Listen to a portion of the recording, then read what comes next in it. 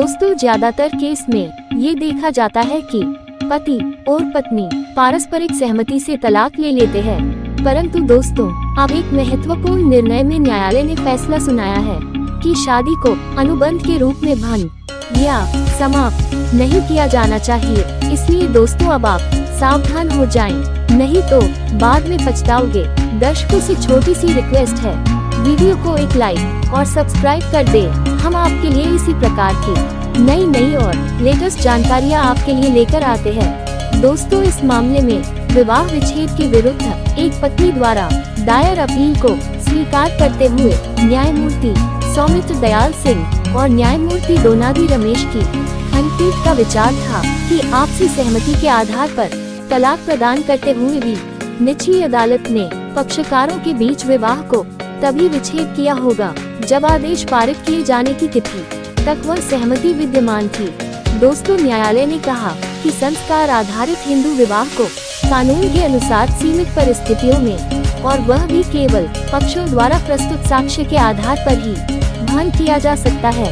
विवाह विच्छेद के विरुद्ध पत्नी द्वारा दायर अपील को स्वीकार करते हुए न्यायालय ने कहा, एक बार जब अपीलकर्ता ने अपनी सहमति वापस लेने का दावा किया और वह तथ्य रिकॉर्ड में था, तो निचली अदालत के लिए अपीलकर्ता को उसके द्वारा दी गई मूल सहमति का पालन करने के लिए बाध्य करना कभी भी संभव नहीं था, वह भी लगभग 3 साल बाद। यह अपील महिला ने बुलंदशहर के अतिरिक्त जिला न्यायाधीश द्वारा 2011 में पारित फैसले के खिलाफ दायर की थी, जिसमें उसके पति की ओर से तलाक याचिका को स्वीकार किया गया था। दोस्तों, इस मामले में दोनों की शादी 2 फरवरी 2006 को हुई थी। उस समय पति भारतीय सेना में कार्यरत था। शिकायत के अनुसार महिला ने 2007 में अपने पति को छोड़ दिया था। 2008 में पति ने विवाह विच्छेद के लिए याचिका दायर की थी और पत्नी ने अपना लिखित बयान दाखिल किया और कहा कि वह अपने पिता के साथ रह रही है। मध्यस्थता की कार्यवाही में अलग हुए दंपत्ति ने अलग रहने का विचार व्यक्त किया। हालांकि मुकदमे के लंबित रहने के दौरान महिला ने अपना विचार बदल दिया और अपने खिलाफ लगाए गए आरोपों से इनकार करते हुए मुकदमे का विरोध किया, जिस पर दूसरी मध्यस्थता को प्राथमिकता दी गई। लेकिन ये भी विफल रही क्योंकि उसके पति ने उसे अपने साथ रखने से इनकार कर दिया।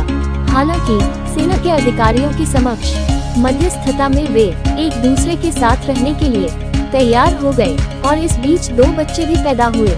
महिला की ओर से अदालत के समक्ष सभी दस्तावेज और घटनाक्रम तलाक की कार्यवाही में अदालत के समक्ष लाए गए थे, लेकिन अदालत ने अपने आदेश में महिला की ओर से दायर पहले लिखित बयान के आधार पर ही तलाक की याचिका को अनुमति दी, जिसे उच्च न्यायालय के समक्ष चुनौती दी गई थी।